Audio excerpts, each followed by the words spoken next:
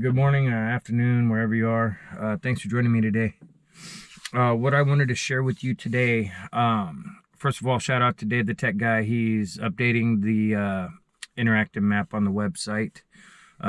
Those changes should be done here in the near future. Those who have submitted those photos and stuff, Mark and so on, those photos you sent me, they'll be getting posted up then. He's just been doing stuff to the website recently and whatnot. So what I wanted to share with you today, this comes from Thomas and Thomas and Molly, we'll say, okay. Not their real names. They are at the Alaskan. They are from a small village. The village they are from, it's along the Kuskokwim River, and we'll leave it at that. You got to understand, there's still a lot of superstition when it comes to the hairy man, little people, all these supposed cryptids and whatnot. There's a lot of superstition that's just really hard to overcome, and so we'll just leave it at that. So what they were dealing with is Thomas had gotten some property left to him by his grandpa near the edge of the village, and for about 5-6 years he had been just doing little improvements here and there. Now, where he was exactly, he was about 100 yards before the tree line started off to the backhand side of where he was going to build this house. And so him and Molly, they would go out and they only had time in the fall after hunting and stuff to do little bits here and there. They're not wealthy by any means. They're just doing little things here and there to slowly build the place, right? And so they got done working on the floor one day, and they decided to go check out the berries back out behind. So they get back out there. They go into the trees, and they cross through this group of trees. It was about 400 yards thick, and then once they break through the opposite side, there's berries everywhere, blackberries, low bush blueberries, so on. So they get back in there, and they're having a great time. They're laughing, joking. He had his moose rifle with him, 30-06, because bears are still moving around and stuff that time of year, and just safety. Moose will stomp you to death. So anyway, they're sitting there, and Molly tells them, hey, it's really, really quiet, and they're just stopping listening, and they're just, they're picking up on a real weird vibe. And when I asked Thomas, what was it like? He said it felt sinister, and it was the first time his whole life he had ever felt that kind of almost oppressive, almost like this sinister feeling was being projected onto him, and he was having a real hard time reconciling that. He was having a real hard time understanding why he was feeling so panicky inside. So they sit there for a few minutes, and he gets up on his knees because he was sitting kind of Indian style on a tuft of tundra, and the tree line is to their back, and they're looking at open marshland and tundra and stuff, right? And he said where they were sitting was kind of like a big, huge, kind of a circular area that kind of almost closes up on the opposite side, then opens back up to other marsh beyond that. And so he's sitting there, and there's rolling hills further back. And as he's sitting there, he gets up on his knees, and he's holding his rifle. He's kind of leaning on his rifle, looking around. And Molly was just kind of picking berries and trying to change the subject, right? And he's half listening to her, and really something grabbed his attention way past the tundra and everything to these rolling hills. And he notices this dark speck. 1 second he notices it over here, the next second he notices over there, and it's kind of moving, and it's moving, appears to be moving closer. So he gets Molly's attention and asks her to get the binoculars out of their backpack. So she hands them to him, and he says as soon as she handed him the binoculars, he really started feeling panicky, like it was really weird. He didn't understand why. So he starts looking out that way, and there's no movement. No, he doesn't see anything. So he's just kind of, okay, he stops looking at those rolling hills back beyond and starts looking more to the foreground, and starts looking around in there in that big wide open area they were in. You know, he said it was approximately 300 to 400 yards across and almost a perfect circle, not quite. And there's little, you know, little islands of black spruce and some willows and stuff. Not a whole lot of vegetation out in the open because it gets real marshy in the middle. And he said as he was looking and he started panning to the right, he noticed this dark thing. He couldn't make it out because it was still a real good distance away, and the binoculars he had, they were only, you know, a smaller pair. So he's focused on this little dark spot, and this little dark spot's disappearing because of the tundra, reappearing, disappearing, and it's moving closer to them, but off to their right. And he said that's when he really felt the fight or flight. And he tells Molly, pack the stuff, we're gonna go. And so, you know, they're 500-600 yards from this property his grandpa left him. So they pack up, and he knows this thing is moving, but he just leaves it alone. Let's just go. He initially thought, okay, it must be a hungry grizzly bear. It must be wanting to, you know, it's coming to the town dump maybe, you know, so we'll just get out of its way. We'll just, you know, leave the area. So they cut back through, right? Cut back through this tree line. And he said when they got back to his grandpa's property, there was an area where it had been cut out by a cat, a dozer, you know, just pushing the surface dirt back and exposing a gravel pad, right? And he said when they came over that berm, he felt a sense of relief and was like, okay, you know, he felt more comfortable inside. Well, just as they were getting onto the four-wheeler to just head back to where his house was, they hear this low, grumbling, kind of weird, growling scream. He said it was almost like a 10-second long growl, squeal, kind of sound like a pig mixed with a bear. And he just chalked it up to maybe an injured bear and figured, we don't want nothing to do with that. And he guesstimated it was a couple hundred yards away back into the trees. So he was like, okay, well, my intuition told me I needed to leave, so we left. That's good. He said he put the rifle on the rifle rack on his wheeler, and they take off and they head back down the road. And they had to go a couple miles to get back to their village proper, right? Now, once they were on that road heading back to where, you know, the village proper was, they said that Molly got his attention because he's watching the road. It had been real rough, and it was kind of washboard, and there was a couple washed out spots because this particular stretch of road wasn't maintained. It only went back to that property. It did not, it was, I mean, people went out there on wheeler and stuff like that, but no one really traveled up and through there really all that often. You know, it's just kind of like, oh, there's so-and-so's road. We'll just, you know. Anyway, so as they're going along, Molly gets his attention because off to their left-hand side, she's seeing movement in the trees. She's startled. She doesn't know what to think. Gets his attention, and he slows down, and she's pointing. He looks over, and he notices this dark thing. It had to have been at least, he's guessing about 80 yards away, and they were kind of like on this road, and it sloped up to their right.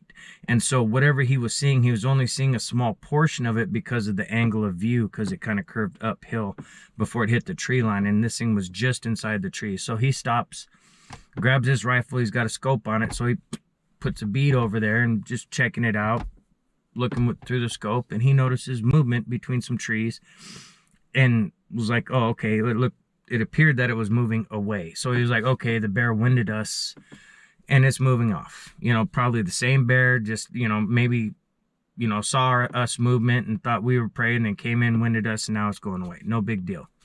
So they continue on. No, nothing else happened. They, about a week later, he got some fresh supplies in, and he was going to be able to complete the floor and cover it with a tarp to keep it from, you know, rotting or, you know, any kind of minimize moisture damage, you know, as best as possible. So he's out there working, and Molly was tending to the kids back at the village and stuff. And so he said when he was sitting, he had just finished part of the floor and he was sitting on it, sipping on some coffee. And he was real proud of, hey, yeah, it's coming along. A couple more seasons, I'll have this place built. So as he's sitting there, he notices that berm on the back side. He was kind of facing that direction. Quasi was kind of a little more off to his left. He notices movement. And immediately it catches his eye and he jumps up. He goes over and he had his rifle right on his little four-wheeler rack, right? So he grabs it off of there and he's looking and he's trying to figure out, is that a bear again? So he stands up on the wheeler and he's looking and he notices this thing moving and then it takes off and it's going away from him and then kind of going up the other part of the berm and ducking down into the trees. And he said all he saw was something wide and brown. Left it alone, was like, crap, I hope this bear ain't gonna be a problem. If it comes back, I'm just gonna shoot it and not have to deal with any bear problems, which is a common issue in remote Alaska. If a bear's showing too much attention, my dad always taught me a good bear's a dead bear, because if that bear is coming after messing with whatever you're doing, there's something wrong with it. It's either too young, got run off, too old to hunt, and it just a dangerous situation, so you put them down. So anyway, he's got his mind made up. He's going to deal with this bear. Well, he goes on about what he's doing, and he starts hearing trees breaking. He said it was a couple hours later. He was getting ready to kind of just go have lunch, maybe finish up what he was doing the next day or whatever. And he said he paused when he got on the four-wheeler, because when he got on the four-wheeler, he remembered, oh, my rifle's laying over on the deck. And he's just kind of sitting there for a second because he had been crawling around on his knees and stuff. And so he was a little stiff and sore. And he said that he was just like, if I didn't need my rifle, I wouldn't, I would just leave it till tomorrow or whatever. But he gets up, and as he's getting off the four-wheeler, off to his left, almost directly in front of him, he notices there was movement and then it stopped, and he's trying to focus on where the movement was, but because he was moving, he couldn't pinpoint. He knew it was between a certain section of some old root balls, but he was trying to pinpoint exactly where the movement was. So he kind of paused and he looks, and he said it was dead quiet, and he got that kind of sinister feeling again. And that was his word, sinister. He said he felt icky inside real fast. Like imminent danger was afoot. And he said, again, he reiterated that he had never experienced that. He had been startled by bears, but he wasn't scared of bears. Wasn't scared of moose, wasn't scared of any of the animals he typically dealt with. So he grabs a rifle, gets back over the wheeler, and he's sitting there, and he's trying to figure out, okay, well, I need to deal with this since I'm here now. I'm tired, but you know what? I'm going to deal with it. So he goes, all right. He resigns himself to he's going to go and get this thing. So he starts walking the direction of these root balls, which is just off to the right hand side of him and his wife's trail that goes back to the berry picking spot, right? He said when he was just following his trail, and he was going to get over that berm and cut around the back side of it, because he said it varied from about 4 foot high to 6 foot high, and a couple other places a little higher where there was more trees involved, and they just kind of piled on top of each other. And so he was gonna check it out.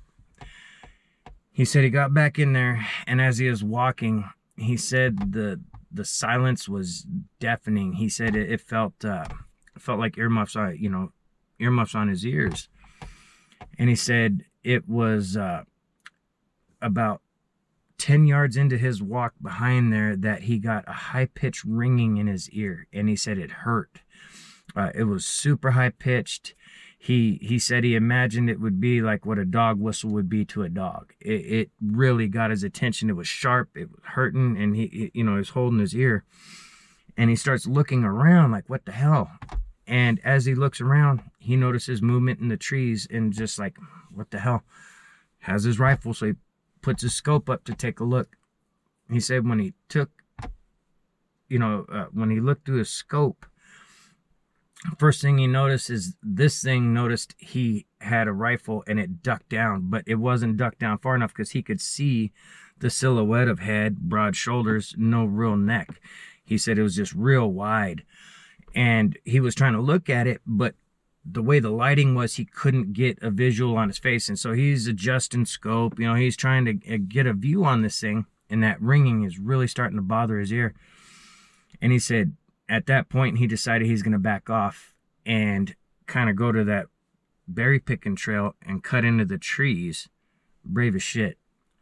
Cut into the trees and then walk into the tree line in the direction where this thing squatted down. Because again, he couldn't make out fully what it was initially. He realized later when he had a full-on visual, but initially he couldn't really tell what had squatted down. You know what I mean? It was just a little too far and everything was just a little weird, and it wasn't adding up at that point. So he says, all right, he cuts back into the trail. And just as he's about to start cutting down this tree line towards the direction he saw this thing squat, which wasn't all that far. He was only like maybe 40 yards or so before the ear ringing, and then he noticed it. So it wasn't all that far. And, you know, after backtracking and cutting up, as he was cutting into the trees, he hears a wheeler coming, a four-wheeler coming, and he realized, oh, Molly's bringing our oldest, and I forgot they were coming out. They were going to be bringing me something to eat towards the end of the day. And so he's like, crap. So he stops his progression back. He retreats back over to where he was building and stuff. And he gets there and he's still got a couple minutes because he can hear him coming way down the road. Well, as he's sitting there, he's still looking in the direction he saw this thing, and he's not seeing anything, any movement or anything. It's just, he said that it was a sinister silence. That's all he kept saying. It was a sinister silence. And after a couple moments, he's listening and he hears the wheeler slow down. Then he hears it turn around and open up, like just hauling ass going away. And he's like, oh shit.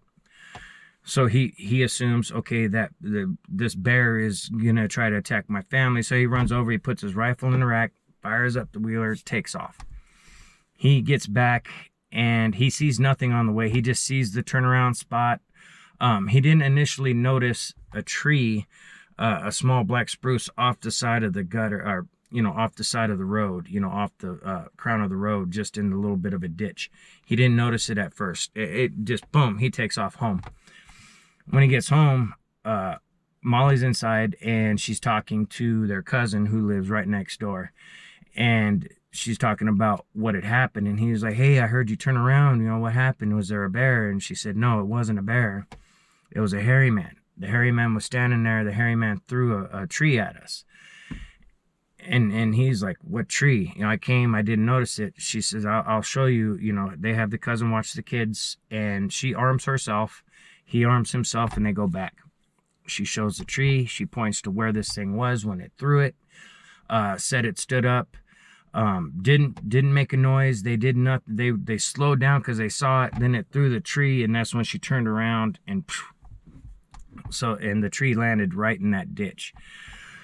And so, you know, they look at it for a second. He's kind of looking around, and he's like, all right, we'll go home, and, you know, I'll talk to some people. So according to what he said, he went home. He talked to some elder relatives, some elder neighbors, and everyone that he talked to, he said, told him not to go after it, not to harass it, not to do anything. They encouraged him to stop his project out there till this thing moved along. So he let it go, right? Let it go for a couple seasons. And then he said because his wife got pregnant again, they definitely needed their bigger house and they needed to get it done. And it just so happened he had enough funds saved to really make progress on this house to where they could potentially move in by the end of the season. So he gets back at it. Now, it had been a couple seasons and the hairy man was still on his mind, but he wasn't engaging anything hairy man. He was just, it was whatever. It's something that happened. He let it go. He's going to go back and do this, right? He gets back out there. Supplies finally make it upriver because when you're dealing with logistics in remote Alaska, it's a pain in the ass. You know, you got air service or you got freight by water, which, you know, some people have these big skiffs that have a drop gate in the front and they load stuff up and take it upriver like a ferry service, right? So he waits for all that stuff. Gets a bunch of materials. A couple buddies help him drag a bunch of this timber out to where he's going to be finishing up, you know, working on this place. It was him and two other guys, and they were towing skiff trailers, and they had lumber stacked on the skiff trailers, and they were just towing those with their ATVs. So all three of them had one, and one of them had sheets, one of them had, you know, dimensional lumber, and, you know, the other one had some beams and stuff. And so they all wheeler out, they all pull up, they're offloading everything, they're stacking it on dunnage, they're just working. They're not worried about shit. You know, he said it was a nice clear day, and one of the guys I was helping was actually his cousin, gets his attention, like briskly grabs his arm and turns him and points. And he points back behind that berm where he had seen movement several times, you know, in the couple seasons past. And so when his cousin jerks him and he looks, he instantly knew something was definitely off, because his cousin, as soon as he turned him, his cousin started shrinking down. He said his cousin started squatting down and getting low to the ground, like freaking out, like quasi melting down, not like physically melting, but mentally melting down because of what was happening. He said when they were all looking that direction, this thing was standing up, looking at them, kind of doing the sway thing. He said it looked like it was 4.5, 5 foot wide, almost 10 foot tall, and it looked ominous. It looked on the verge of jumping over the berm and coming at them, right? They all had rifles on their four-wheelers. Like, they were, you know, it was just standard, you know, just like putting your boots on. Everyone took their rifle everywhere they went. And so immediately they grabbed rifles, except for his cousin that was kind of squatted down on the ground, just like not able to accept what he's saying, basically, right? Thomas said when he grabbed his rifle, he immediately started yelling, "Hey, hey, hey." This thing, according to what he said, this thing dropped down to all fours, came over the berm towards them, stood up, turned around, dropped down to all fours, and jumped the berm in one leap, and was just, boom, gone into the trees, making all sorts of noise. They watched the trees, you know, as this thing tore off, and just, he said it sounded like it just kept going and going and going. So there was relief, but they were all freaked. They were freaked the hell out because of what just happened in front of them. So hearing it move away, he checked on his cousin, who wasn't doing so good. He was calming down because it was moving away, and him and his other buddy, they went up to where they saw this thing, right? When they get over there, he said they saw bear tracks, and he you know, he knows bear tracks. He said there was not any kind of bear footprint or handprint or anything. He said they were bear tracks.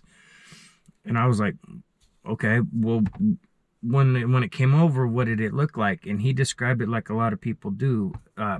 He said it was black in the face, had black eyes, a face, flat, broad nose like a man would. He said its teeth kind of protruded out a little bit, kind of like a chimp a little bit, because its jaw was so big. But it didn't look nothing like a bear. It had no muzzle. It had no ears that they could see. And it didn't look like it had much of a neck. And he said they saw the arms, they saw the hands. But when it came over, the only tracks they saw were bear tracks. And they were huge bear tracks that took off. And he was boggled by that, which I mean, I would be too. Especially the visual doesn't match the foot evidence, you know, the track evidence on the ground. So that happens. And, you know, he said that they left immediately. They didn't even fully unload everything. They only got 1.5 of the trailers unloaded, and they left. They went back to the village. They kept quiet, told Molly about it, and then little by little, people, so-and-so talked to so-and-so, so-and-so talked to so-and-so. And so a couple days later, he was getting ready to go back to at least get the supplies dropped, and he was trying to figure out what he could do.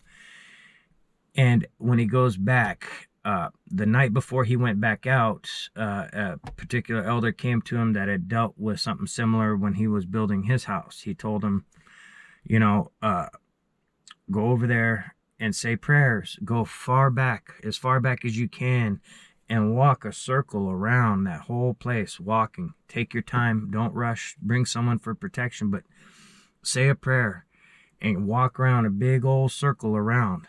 Just do that. Do it as many times as you need to until it stops coming in on your property. So he took him at his word and took his friend, and his friend followed him, and they said prayer together, and they walked he said they went to just past where they picked berries and started there, and walked around a big circle around, and he said they did it 3 times in one day, came back the next day and did it a couple times. He said everything was fine. They were able to build. There was no sinister silence. There was none of that, right? Well, he said once the house was done and they moved in, things got a little weird because things that went calm after saying the prayers and walking around. He was very confident. Okay, we found a solution, great, because there hasn't been no screams, no nothing. Everything was just as normal. He said once Molly and the kids, once they got moved in and they were settled in about a year, things kind of went kooky. One of her cousins came and was babysitting the kids while Molly was attempting to do some village health aid classes, right?